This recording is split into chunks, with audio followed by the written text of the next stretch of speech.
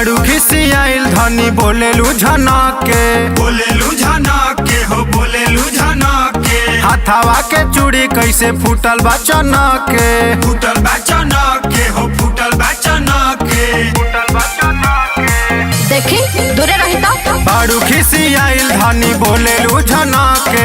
हाथावा के चूड़ी कैसे फूटल बा चनक के। हाँ तो सुन ली का आज देवो दिले अब जग के में जो बुढ़ा कोनी भतर रखोनी देवर संगे फसनी भतर रखोनी देवर संगे फसनी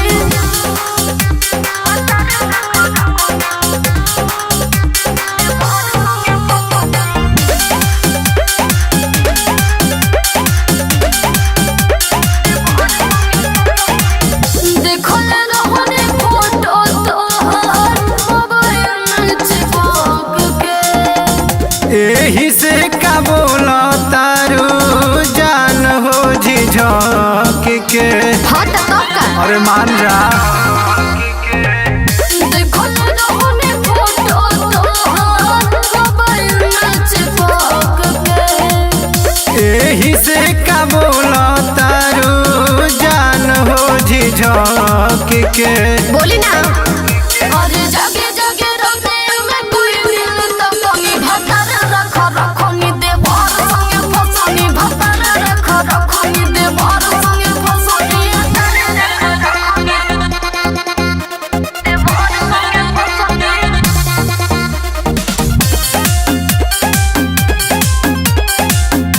देवर संगे फसनी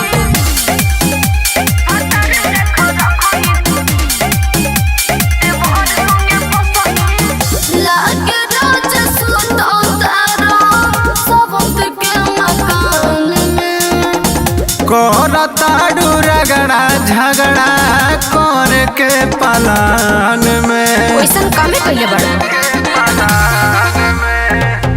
लागे रोज सुतो तारा सबंत के मकान में कर तारू रगड़ा झगड़ा कर के पलान में।